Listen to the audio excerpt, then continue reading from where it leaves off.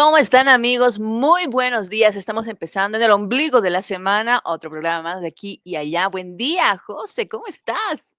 Hola Miroslava, amigos y amigas, qué placer como siempre saludarlos. Para mí realmente es muy grato tener este contacto con ustedes.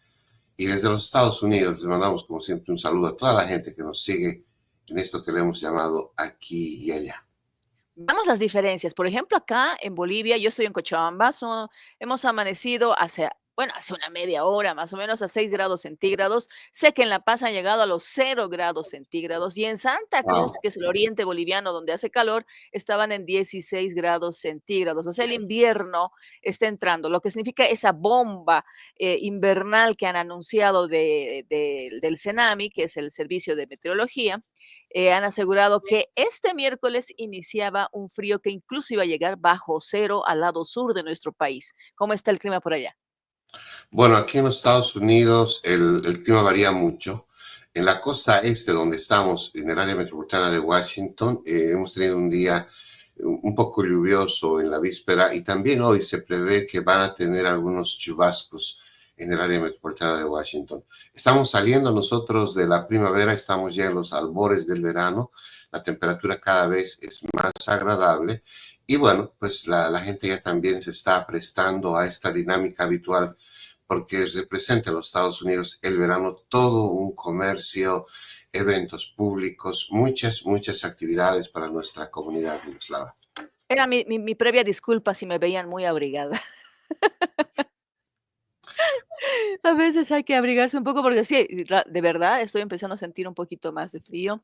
Esto se está sumando un poco, ¿no? Una ola invernal que viene del Polo Sur, desde la Argentina, desde la Patagonia y que va subiendo.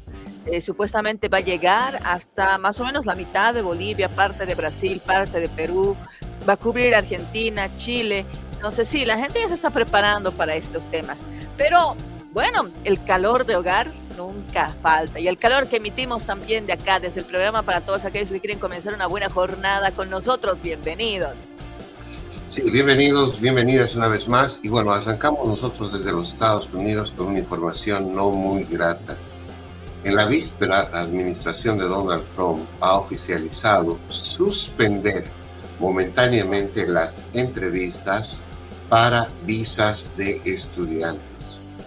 Todos los trámites que se tenían previsto para ir a los consulados, para buscar una visa de estudiante aquí en los Estados Unidos, han sido suspendidos por la administración de Donald Trump en el marco de su política inmigrante. Y adicionalmente a eso, ayer fue un día de protestas y reclamos. Muchos estudiantes de Harvard estuvieron protestando porque esta universidad que captaba recursos federales ha suspendido también en la administración de Donald Trump estos recursos para esta universidad. Veamos lo que decían los estudiantes, las protestas a propósito de Harvard. Cientos de estudiantes de Harvard se manifestaron el martes en respuesta a la ofensiva más reciente de la Casa Blanca, que busca rescindir todos los contratos con la prestigiosa universidad estadounidense por no permitir una supervisión gubernamental sin precedentes. En el marco de esta cruzada contra el mundo universitario, el secretario de Estado Marco Rubio anunció también el martes que suspendían la tramitación de todas las visas para estudiantes extranjeros mientras establecen las directrices para revisar sus redes sociales. La campaña de Donald Trump se ensaña con Harvard, que ha despertado la ira del presidente republicano por rehusarse a entregar el control de sus currículos, de las admisiones y de la investigación. En las últimas semanas, este centro educativo de élite, el más antiguo del país, ha visto congelados miles de millones de dólares en subvenciones. Los estudiantes, varios de los cuales se gradúan esta semana, se reunieron para oponerse a la creciente ofensiva de Trump, incluidas las medidas del martes por un valor estimado de $100 millones. Me estoy graduando esta semana, así que creo que no solo es mi última semana como estudiante de Harvard, sino que también es una semana muy importante porque todos mis amigos internacionales, compañeros, profesores e investigadores están en riesgo y siendo amenazados con la deportación. O supongo sus opciones son transferirse o enfrentarse a la deportación. Creo que todos estamos consternados por esto y nos sentimos realmente afectados. El estatus de los alumnos internacionales quedó sin piso cuando Trump revocó la acreditación de Harvard para recibir estudiantes y visitantes de intercambio. La universidad demandó para bloquear la revocatoria de su derecho a contratar y patrocinar estudiantes extranjeros, que representan el 27% del total de inscritos, así como para anular el retiro de fondos federales de financiación. Tengo estudiantes de posgrado, una gran proporción de los cuales son estudiantes internacionales. Vienen y me enseñan cosas, están involucrados en mi investigación, y las cosas no serían lo mismo sin esos estudiantes. Sin embargo, lo que vemos, por supuesto, es que debido a estos ataques autoritarios de la administración de Trump, muchos de ellos se sienten silenciados y no pueden expresarse. Harvard ha presentado acciones judiciales contra las medidas del presidente estadounidense, las cuales, aseguran expertos legales, pueden ser anuladas en justicia. Un juez emitió una orden en espera de una audiencia sobre el asunto el jueves. Bien, Bueno, así creo está. que hay que poner un poco de contexto, ¿no? Porque la implicancia de lo que significa Harvard. Harvard es una de las universidades más antiguas, con gran prestigio en Estados Unidos. Ingresar a Harvard para un ciudadano norteamericano realmente es un logro que incluso se celebra a nivel de familia, a nivel de comunidad, porque de Harvard han salido incluso presidentes de Estados Unidos. Las investigaciones que se realizan a nivel científico, que no hablamos solamente de laboratorios, sino también hablamos de políticas gubernamentales, de investigaciones de lo que significa cómo poder uno progresar dentro de una sociedad. O sea, Harvard podríamos decir, ampliado un montón ese espectro de lo que significa la academia universitaria. Entonces, ingresar a Harvard es el sueño de muchas personas que se dedican al tema académico, que se dedican a tratar de conseguir becas para ingresar a Harvard. Yo tengo amigos que han ingresado a Harvard de aquí de Bolivia y que obviamente lo dicen orgullosos, ¿no? Porque han estado en Harvard, les ha costado ingresar a Harvard. Entonces, también tenemos ciudadanos latinoamericanos que viven en familias allá en Estados Unidos, que también su sueño es entrar a Harvard. Ahora, cuéntanos tú, José, ¿qué implica esta situación para todos ellos y todas estas personas que ya están dentro y aquellas que quisieran entrar? Bueno, para tratar un poco de describir lo que está pasando en Harvard en este momento, la administración de Donald Trump ha suspendido, ha anulado el Departamento de Educación hace algunos meses. Cuando ha suspendido, también se han recortado varios recursos. Es decir, como ustedes saben, aquí en los Estados Unidos, una cosa es la administración federal, es decir, que gobierna para todo el país, y otra cosa son las administraciones en cada estado. Pero en el caso específico de Harvard, Harvard recibía recursos federales, es decir, directamente del Estado. Pero ¿por qué se han suspendido estos recursos? Porque Trump lo ha dicho categóricamente. Harvard tiene indicios de haber realizado actividad antisemita.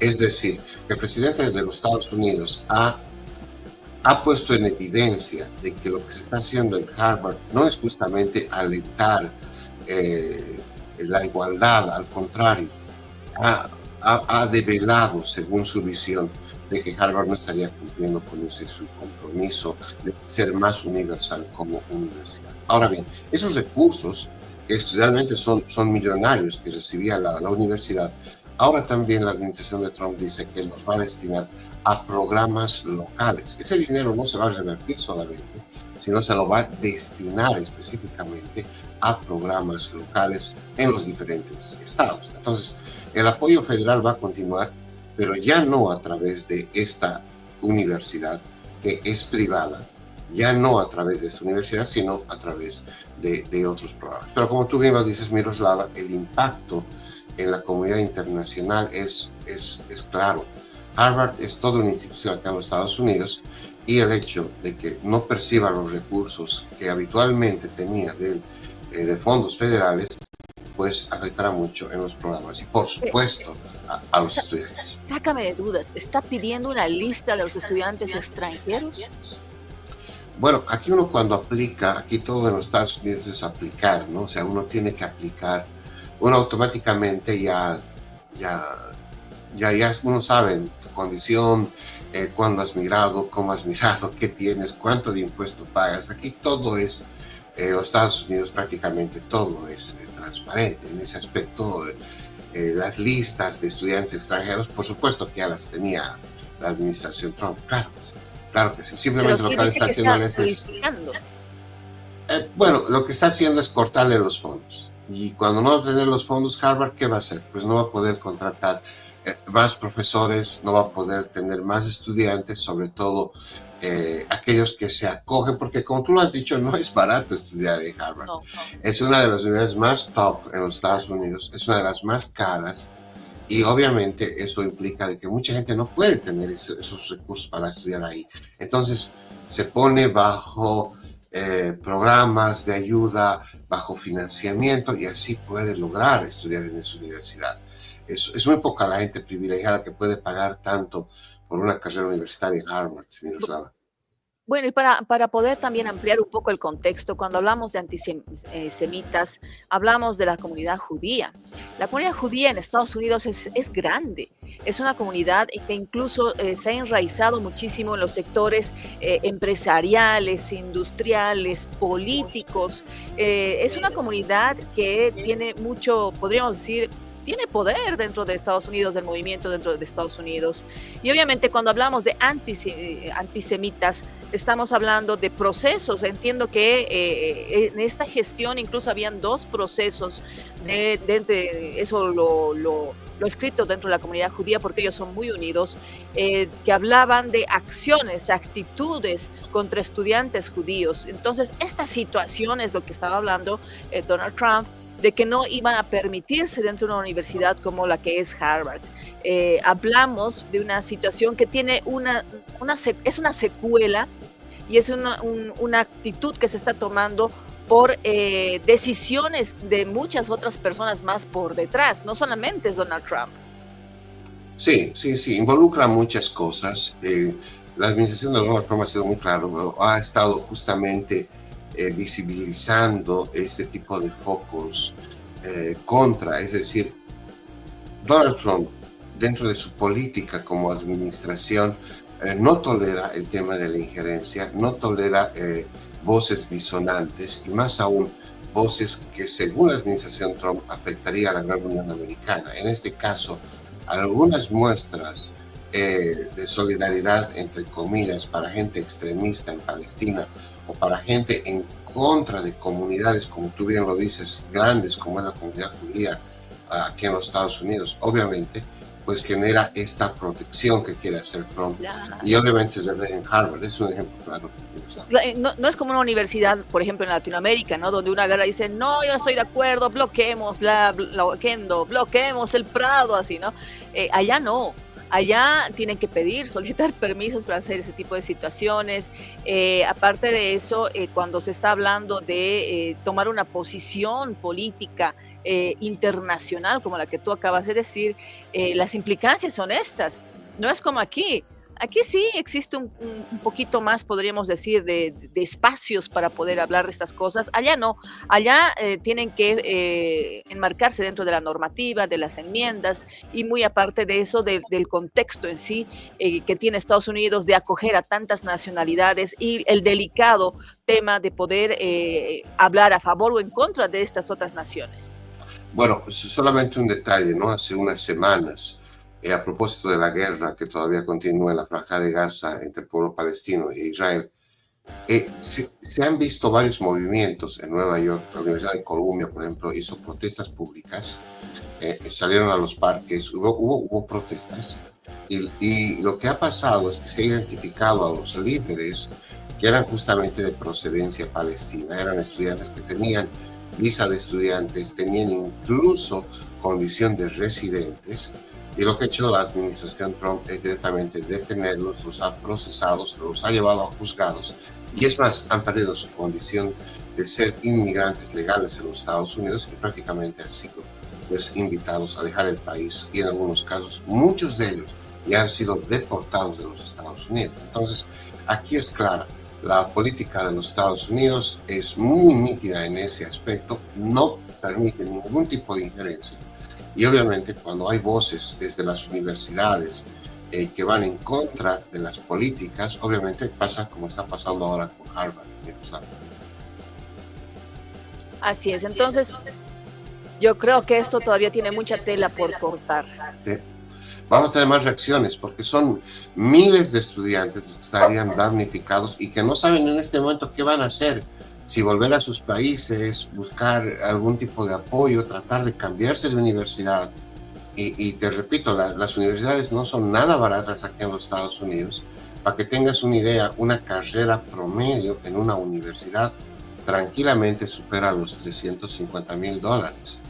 Entonces, para poder tener ese dinero y poder pagar, es muy difícil. Obviamente, cuando hablamos de Harvard, de universidades como, digamos, las más tops en los Estados Unidos, estamos hablando de que las carreras tranquilamente superan el $500,000, si no más, por las especialidades que tienen. Entonces, son realmente muy caras las carreras y no están para la mayoría del pueblo americano, porque obviamente es muy difícil cubrir esas facturas.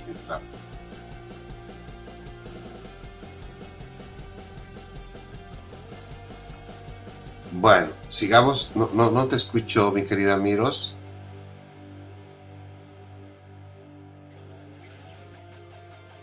Ahora sí. Ahora sí, ahora sí.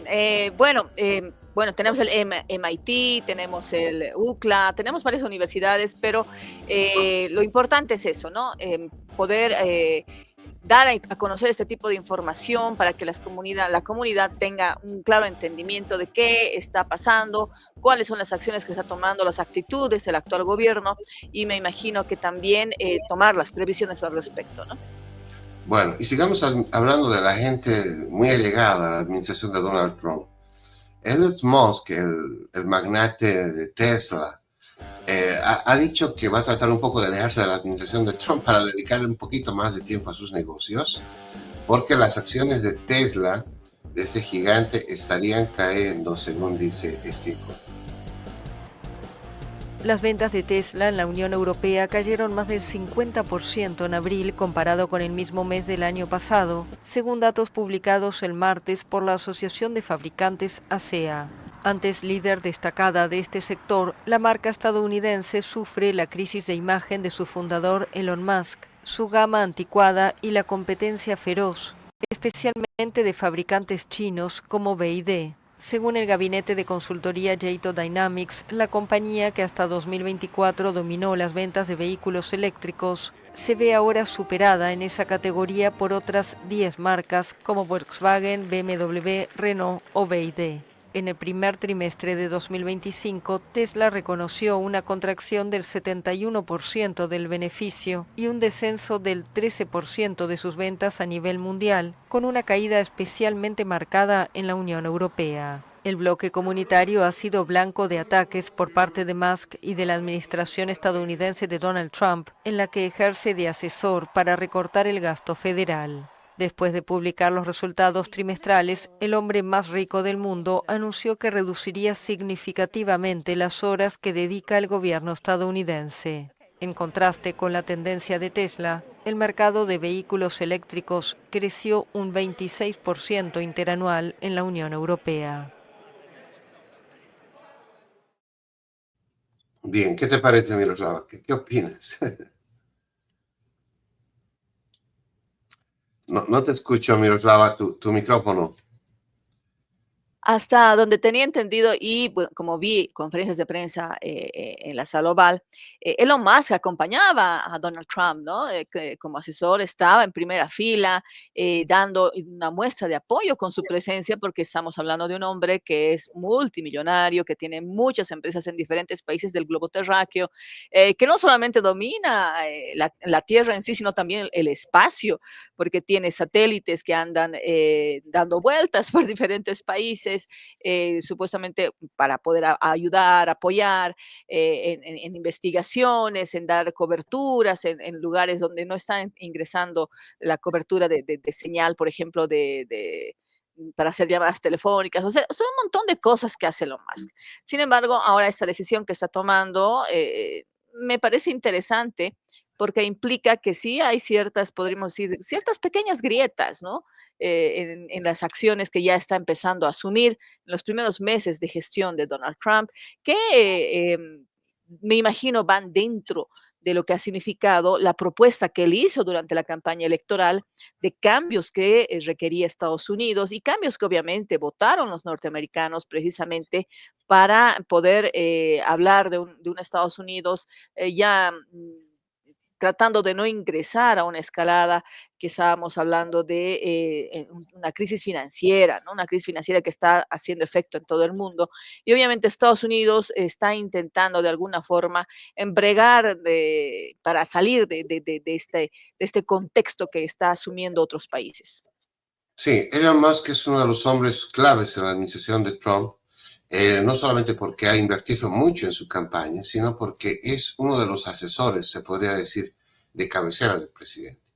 El anuncio de su compañía es un anuncio ya de las últimas semanas, de los últimos meses, porque como decía el reporte, ha bajado mucho sus acciones en el. Pero hablando de lo que también hace Musk es el tema de la carrera espacial.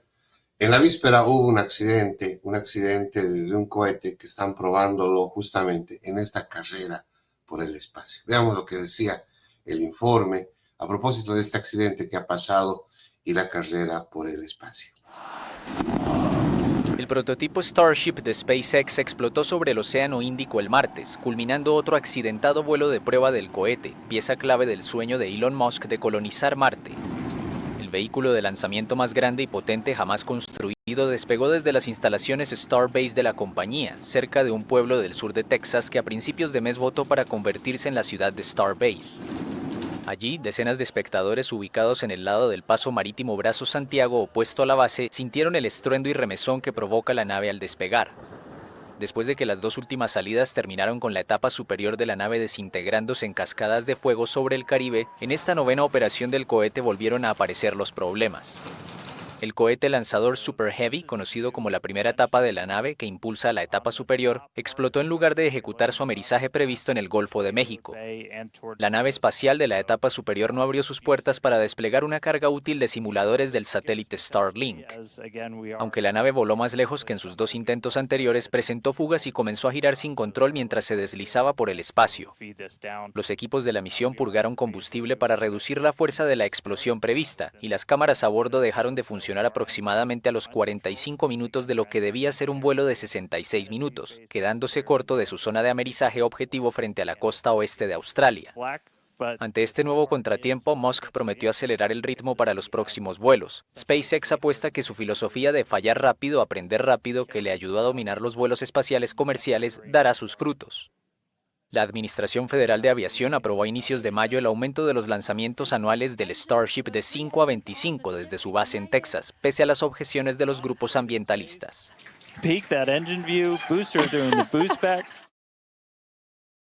Bien. La carrera por el espacio rumbo a Marte, ¿qué tal? Lo tienen, o sea, este es un tema que aborda China, Rusia y Estados Unidos, ¿no? Para ellos es muy preponderante también conquistar los espacios. Fue algo mundial tener las primeras imágenes de Marte hace unos años atrás y obviamente ahora llegar a Marte también es otro de los objetivos. ¿Tú crees que existe? Esta pregunta se vuelve un cliché a veces en este tipo de charlas. ¿Pero tú crees que existe vida en otros planetas, realidades alternas? ¿Qué conocerá la humanidad? A ver, especulemos. ¿Qué piensas? Bueno, dentro de la especulación y dentro de lo que implica que el hecho de que existen científicos muy renombrados, que aún están con vida, otros ya han fallecido, que dicen que nosotros no estamos solos.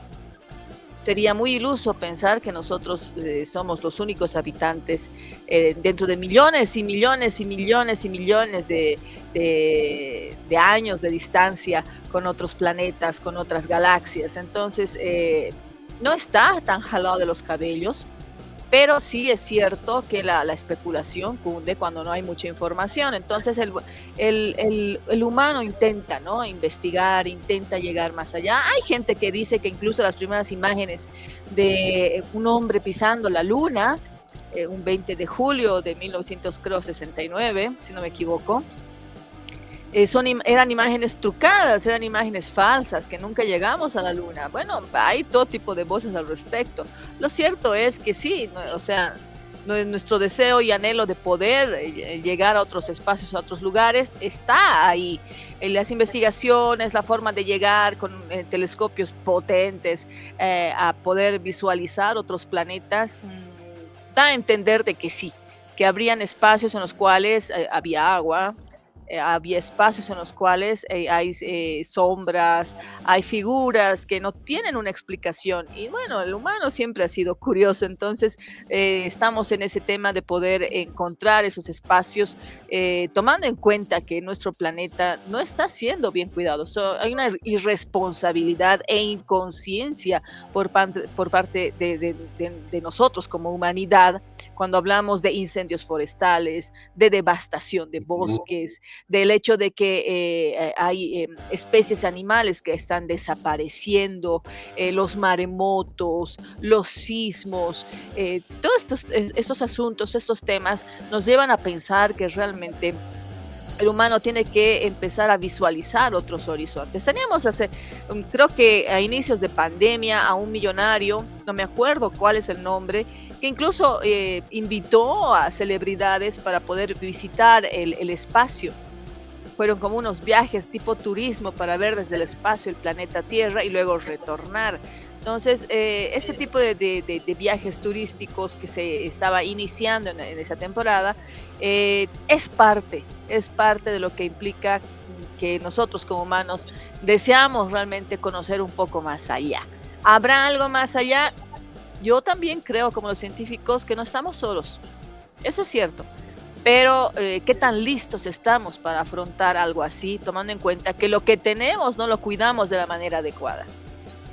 Bien, bueno, ahí nos están mandando algunos mensajes. Eso es cierto, esa es otra de las teorías. Yo recuerdo perfectamente que en pandemia, como mucha gente estaba así pegado a un celular, empezó a ver todas estas teorías conspirativas de qué existe, qué no existe, si es plano, no es plano, estamos o no estamos solos, hay planes, por ejemplo, no sé, era un montón de conspiraciones, podríamos decir, que existían y que se podía encontrar en las redes sociales. Una las asumía o no las asumía, las verificaba, trataba de leer otro tipo de libros, de lecturas, de poder de alguna forma apoyar ese tipo de teorías o dejarlas a un lado. Entonces fue una posición que tuvimos dentro de un silencio, de una pausa que tuvimos dentro del planeta como humanos, en la cual muchos tomaron las decisiones de seguir investigando, no seguir investigando, de ver, ¿no?, cómo asumir este tipo de información, porque era realmente una lluvia de información impresionante que se dieron en países en los cuales se adelantar el tema de la era digital. Bien, y a propósito del planeta, de cómo todavía está la humanidad, miren, la guerra en Rusia continúa, pues había la posibilidad de hacer un alto al fuego, un cese por 30 días, eso estaba promoviendo Estados Unidos, falló la reunión en Turquía, falló la reunión también que estaban promoviendo por su lado los jeques árabes, la Liga Árabe.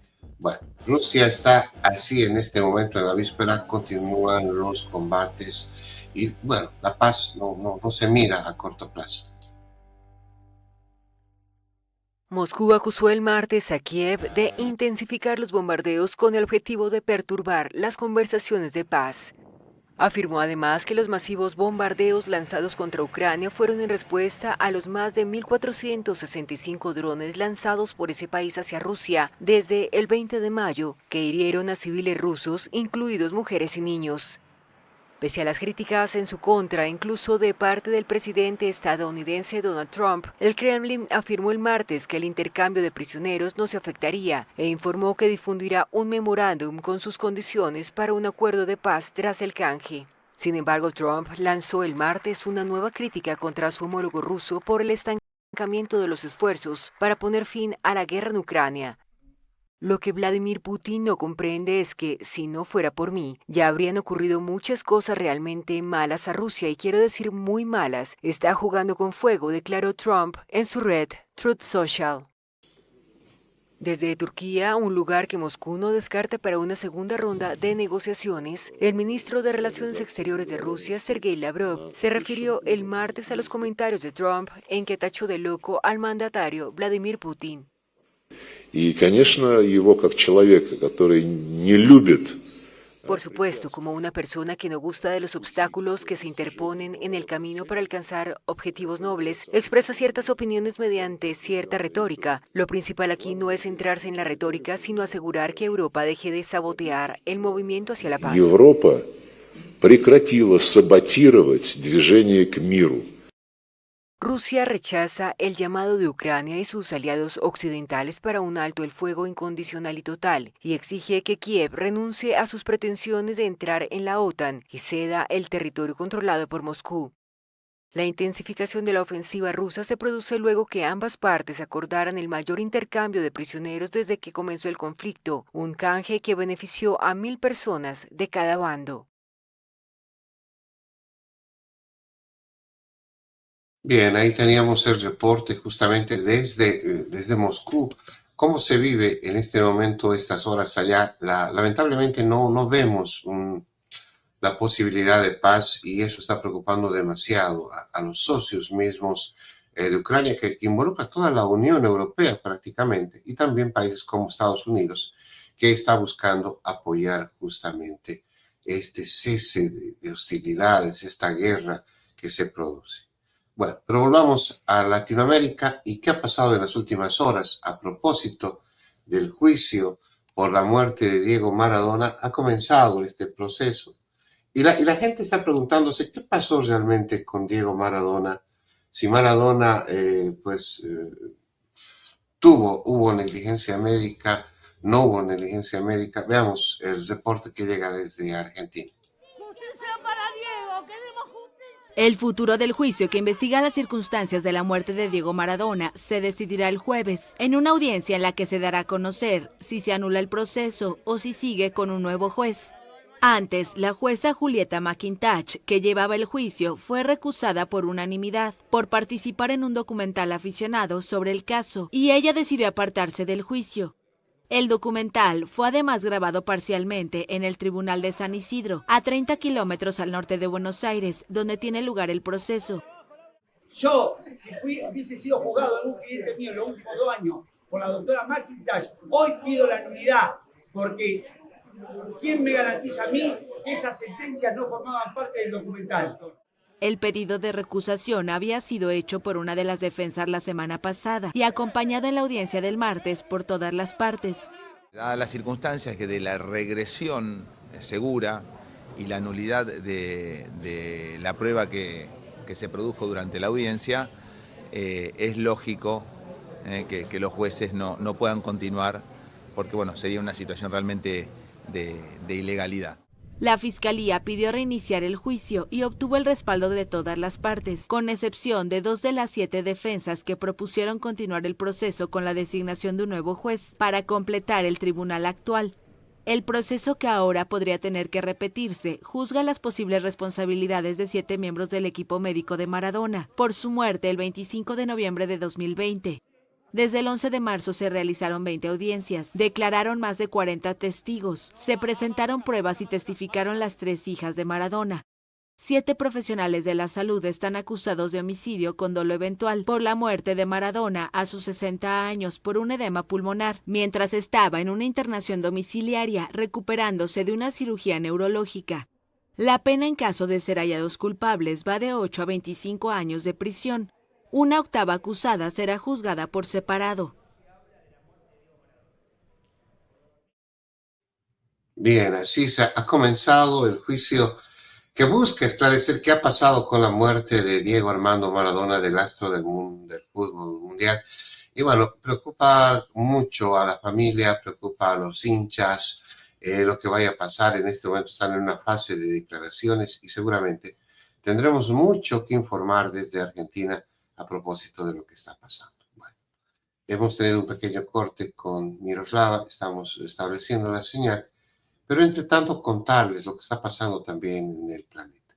La Franja de Gaza, otra de las guerras que continúan acá en el mundo, pues no cesa.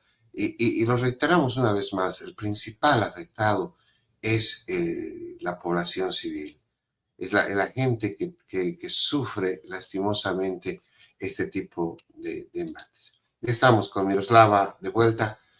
Miroslava, veíamos lo que había pasado con el juicio de Diego Maradona, ha comenzado, ¿no?, en la víspera. Y mucha gente se pregunta qué habrá pasado con el astro. ¿Falleció? ¿Hubo negligencia médica? Bueno, todos recordemos que él tenía adicciones a las cuales estaba enfrentando. Fue una dura batalla que tuvo dentro de su vida personal y obviamente eso se reflejó muchísimo en cómo él se veía, en cómo él llevaba adelante las relaciones familiares que tenía.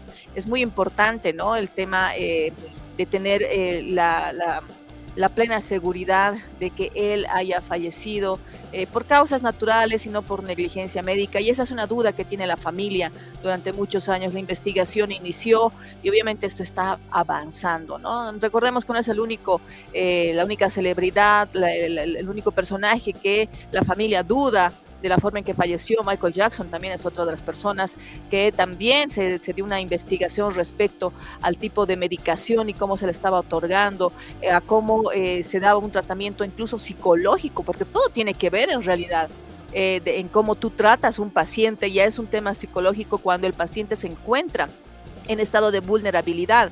Y obviamente las celebridades no están exentas de ese tipo de situaciones. Entonces, toda la investigación ya ha iniciado y esperemos que realmente se dé luces respecto a qué es lo que pasó en torno a este fallecimiento.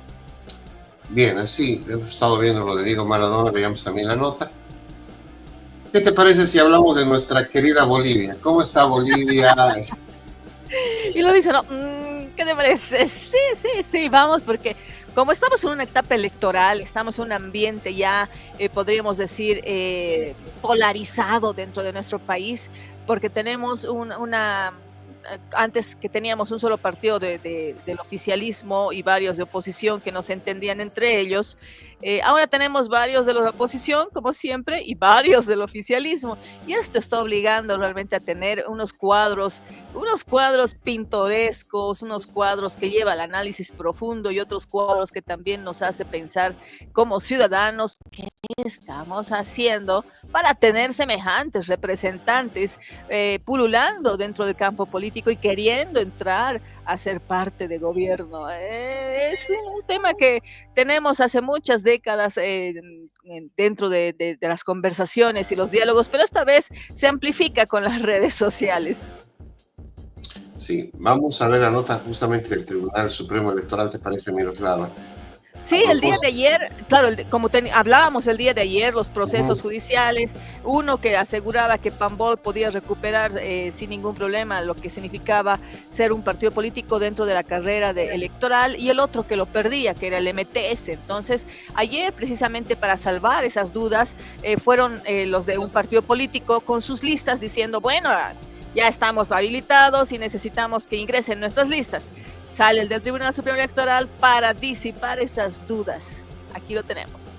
Resolución 140/2025 de la Sala Constitucional Cuarta del Departamento de La Paz, que restituye todos los derechos políticos del partido, que deja sin efecto la resolución jurisdiccional que nos dio el Tribunal Supremo Electoral número 031/2025. En ese aspecto, doctor secretario de Cámara, queremos hacer entrega y quiero que nos recepcione esta nota y que vaya donde corresponda. Gracias, doctor. Sí, don Abdías, no le voy a poder recibir la documentación. Uno, porque la resolución de la Sala Constitucional no dispone nada sobre la inscripción de candidatos. Y segundo, este plazo ya ha vencido. Por lo tanto, no puedo recibir ninguna documentación.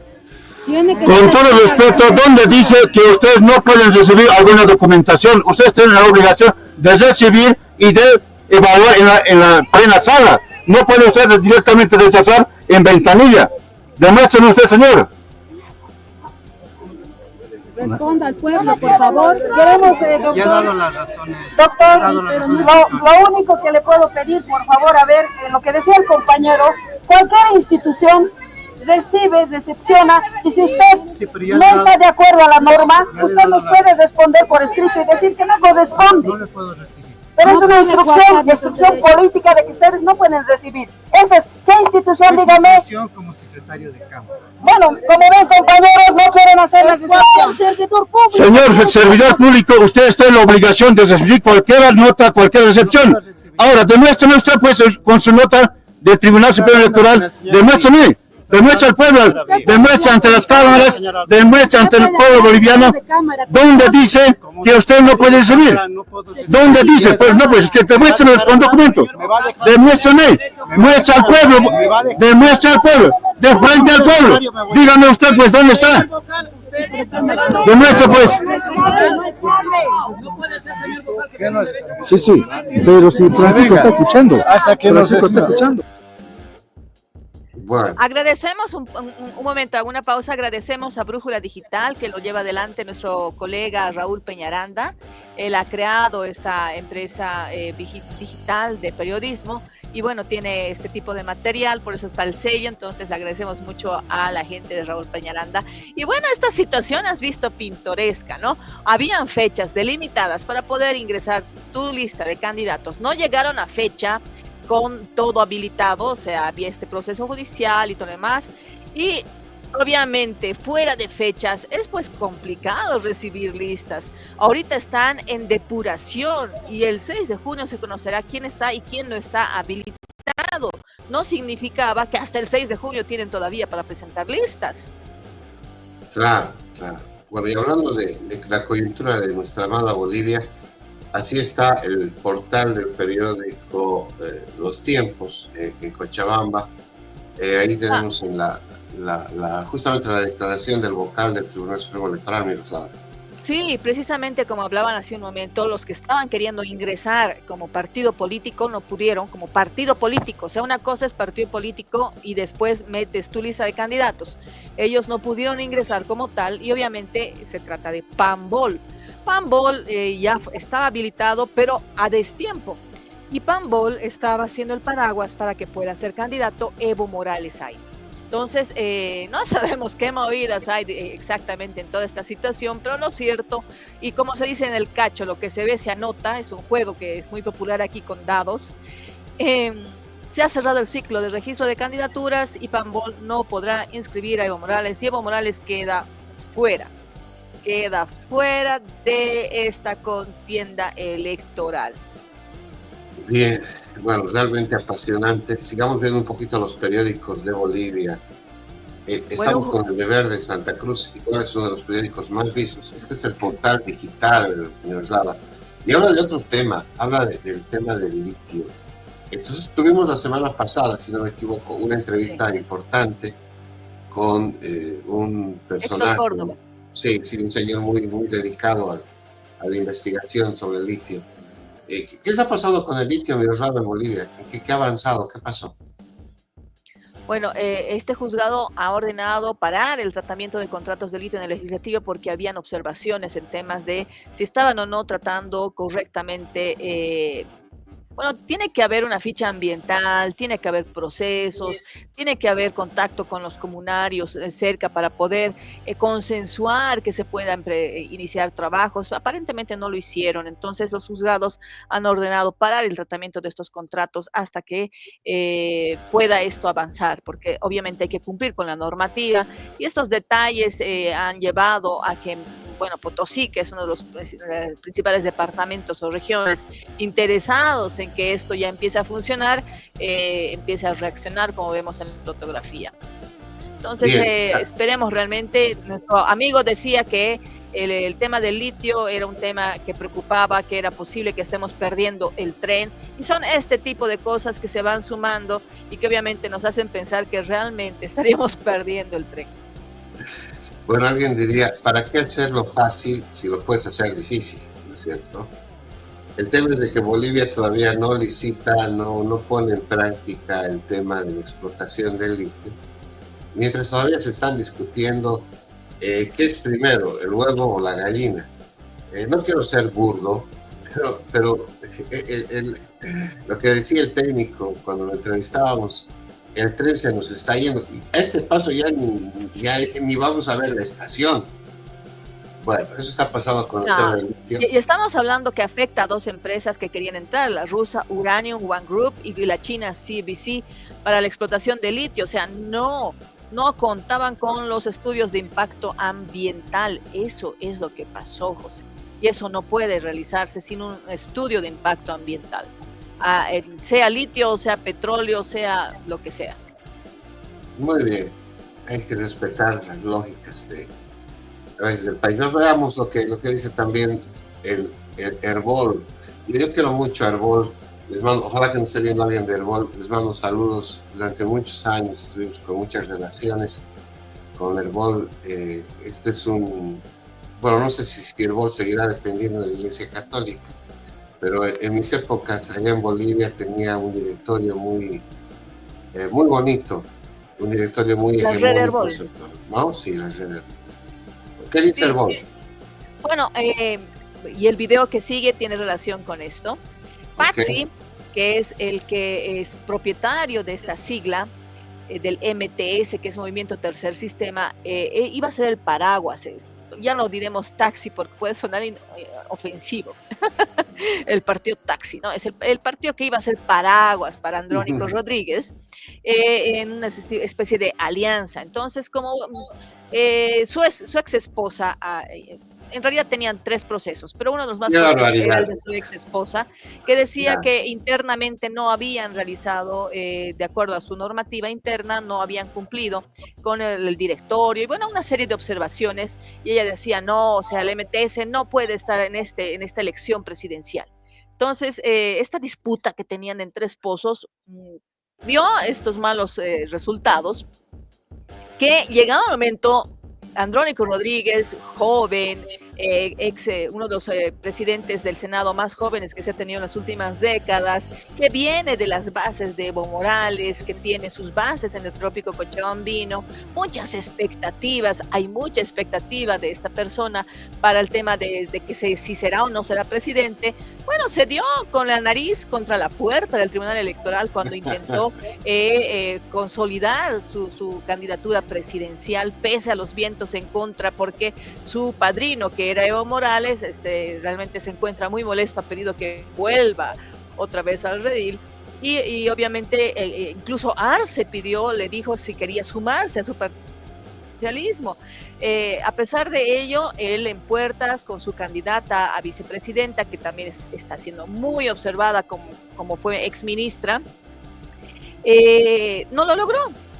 Entonces, durante todo este proceso entre que si está o no está, el temor de no ser parte de esta carrera electoral ha hecho que Andrónico Rodríguez, mientras el señor Paz intenta solucionar sus temas maritales, se acerca al partido político, se ha acercado a Unidad Cívica Solidaridad, la UCS, que también lo lleva adelante el actual alcalde de Santa Cruz.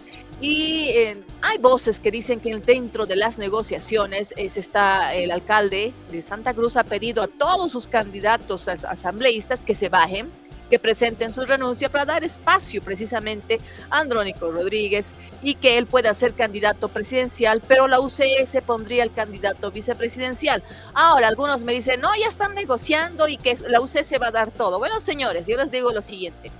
Un partido político tan antiguo, un viejo lobo de mar como la UCS, no va a negociar y decir, creemos que usted va a ser presidente, solamente queremos el espacio de vicepresidencial. No, señores, no es así. Estamos hablando que ellos están augurando que si llega a ser gobierno, los espacios de 5 años, no estamos hablando solamente asambleístas, de 5 años dentro del Estado, van a ser también negociados y va a tener un gran poder, podríamos decir, la Unidad Cívica Solidaridad. Entonces, dentro de todo este proceso, el señor Pazzi sale y dice, con el mea culpa, que va a dejar que Andrónico decida si continúa formando o no parte de su partido político, que ahora sí puede ingresar. Imagínate, o sea, es como que Andrónico tiene 2 opciones y ahora tiene que ver cuál es mejor, cuál es de Guatemala a Guatepeor, cuál le conviene para poder entrar. ¿Sabes? Lo que tú me hablas al inicio no diría dantesco, porque no me quiero hacer la burla de Félix Pazzi, pero problemas domésticos, maritales, es decir, que se haya peleado con su pareja, con su esposa, no sé cuál es la condición de la dama, Ex esposa creo que ya es. su ex esposa, y que eso involucre la política de nuestro país, que tenga que incidir en un candidato. No es la primera vez, José Antonio. Mi flor más hermosa, ¿no te acuerdas de esa frase? Bueno, de todas formas, es lo que se vive. Así está Bolivia. Pero veamos el video que nos pasaste, por favor, lo vamos a poner ahora. Este es el video a propósito de... Maciel es la ex esposa, sí. Bueno, con todo respeto, no me quiero hacer la burla de la dama en cuestión, pero veamos justamente lo que decía esta dama que está incidiendo en la candidatura del MTS que dirige don Félix Pazzi. La doctora Maciel Terrazas vuelve directamente al movimiento Tercer Sistema, y este movimiento Tercer Sistema tiene que volver a activar su directiva, tiene que elegir una directiva nueva, porque la directiva actual que tiene ya ha cesado, ya ha sido dejado nulo. Entonces todo lo que ha hecho Félix Pazzi, hacer una alianza, decirle a Andrónico Rodríguez que vaya y que firme y se inscriba, ha dejado de tener sin efecto, y esto vamos a conocer al Tribunal Supremo Electoral en las próximas horas. Bien. ¿Qué tal? Es dispararse al pie directamente. O sea, no sé, yo creo que en política hay que tener bien clara la situación, la figura, el norte y la meta. Entonces la señora, si está un poco desubicada, descontextualizada, o ha recibido, como dicen muchos, algo más aparte para tener esa posición y tabear la carrera del señor Andrónico Rodríguez, que valga la redundancia, yo todavía lo veo inocente en estos sentidos, ya que está empezando a negociar desesperadamente y a puertas de que se le cierre el acceso a la candidatura. Bueno, el abogado de la señora Maciel, bueno, él creo que fue abogado incluso del ex dictador Luis García Meza, si no me equivoco, ¿no? Este abogado que está a su lado. No sabría decirte. Sí, definitivamente fue abogado de Luis García Meza, estoy verificando la información, sí, correctamente. Es un abogado que ha defendido a Luis García Meza y ha sacado un libro, este abogado, justamente destacando el rol del último gobierno de facto que tuvo nuestro país. Luis García Meza falleció, sí, y pues tuvo una época gris, por decirlo menos, en la historia de Bolivia. Y este abogado era el defensor ¿no? Y yo entiendo que incluso con Juan del Granado, cuando Juan del Granado, como abogado de la COF, que impulsó el juicio de responsabilidades, promovió el encarcelamiento de Luis García. Ya luego, cuando él estaba en la cárcel, lo contratan a en ese entonces joven abogado, para que lo defienda. Y hoy en día, ahora lo vemos con esta señora, la ex esposa de Félix Pazzi, también haciendo ejercer sus derechos. Bueno, a veces dicen que el abogado tiene que defender a quien lo contrata, y a veces dicen hasta dónde llega la ética. Bueno, en fin, es otro debate. Lo cierto es de que este abogado está mediatizando al hacer esta conferencia de prensa la situación política interna de un partido. Claro, eso es lo que llama la atención. O sea, los trapitos se tienen que lavar dentro de la casa, o sea, a eso me voy. La situación, las circunstancias. Plenamente de acuerdo contigo, Miros. Son pues graciosas, es súper pintoresco cómo manejan la política en América Latina, y Bolivia no está exenta de eso. Por eso te decía, no sé yo qué estarán negociando. Me da mucha pena un poco el sentido en la encrucijada en la cual le han puesto a Andrónico Rodríguez, pero es joven. Esperemos que realmente le vaya muy bien en esas elecciones presidenciales. Esperemos que realmente su entorno comprenda la situación compleja que se viene, porque las elecciones presidenciales tenemos a candidatos, incluso de la oposición, que son viejos lobos de mar, que ya conocen todos estos temas, y estas cositas se las lavan, se las solucionan mucho antes de iniciado lo que significa las inscripciones de candidatos. Entonces, Ahora hemos visto que casi todos los partidos han confiado, podríamos decir, en que no les pasaría nada. Y hemos tenido por lo menos de 11 partidos políticos, 10 partidos políticos con serias observaciones y procesos judiciales. Entonces se han dormido un poco en sus laureles. Esperemos que ya para esta semana se tenga ese informe que el Tribunal Electoral ha prometido que los tendría preliminar. Y el 6 de junio ya tengamos las listas de habilitados e inhabilitados, a pesar de que muchas de estas listas hay mucha gente que las ha observado, con políticos que han sido reciclados, ex dirigentes, ex políticos de otros partidos que se han ido como las pulguitas, ¿no? Saltando de lado a lado a ver dónde pues, nos acomodamos mejor. Bueno, son unas listas un poco tristes, pero son las que hay. Y dentro de las que hay uno tiene que evaluar para el día de la votación en urnas. Mira, yo hay una tesis que la digo en el último tiempo cuando me preguntan de política latinoamericana.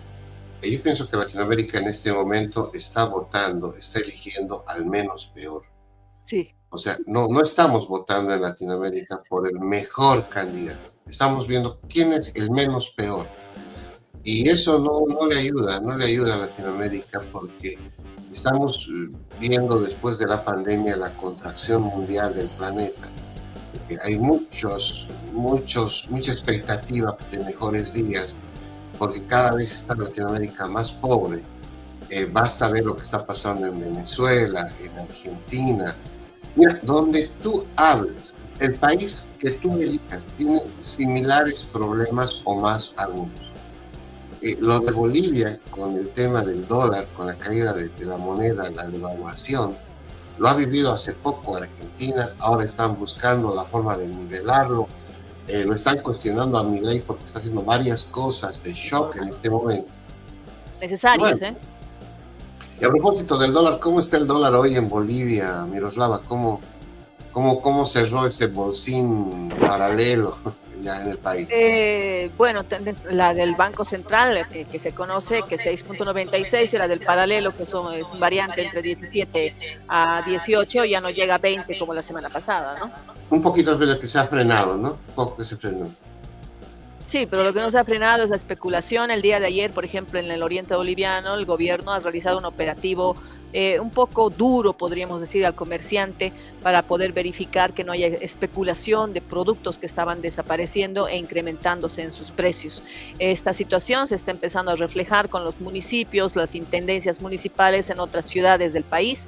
El control va a ser exhaustivo. Sin embargo, yo nunca he visto que cuando se toma con mano dura esta situación, los resultados sean realmente los mejores. A veces empeora. Ojalá esperemos que la población tome en cuenta, sobre todo el sector del comerciante, que no es bueno esconder productos para luego incrementar sus precios.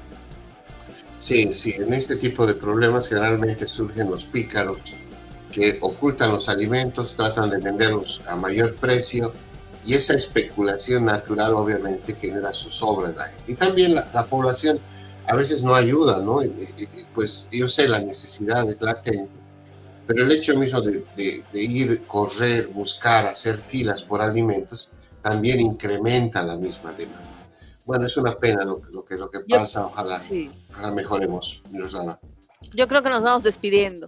Sí, nos vamos despidiendo con esta imagen. Mira esta imagen. A ver.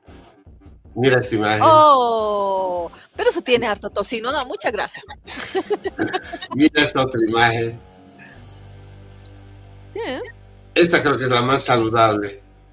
Hoy se recuerda el Día Mundial de la Hamburguesa, que a comienzos del siglo XX se habla en Hamburgo, en Alemania, de esta delicia para muchos, muy popular aquí en los Estados Unidos. Estaba viendo en internet hace un momento y hay varias ofertas de algunas compañías en el Día de la Hamburguesa. Muy bien, entonces feliz Día de la Hamburguesa, coman sano. Es la recomendación del día de hoy, miércoles, y espero que realmente todos tengan un maravilloso día. A veces hay personas que agrían las jornadas, pero hay que saber recapitular y decir, no, el día de hoy va a ser mejor que el de ayer. Así que un beso para todos ustedes, tengan una linda mañana y tarde. Feliz jornada, amigos y amigas. Hasta mañana, Dios mediante.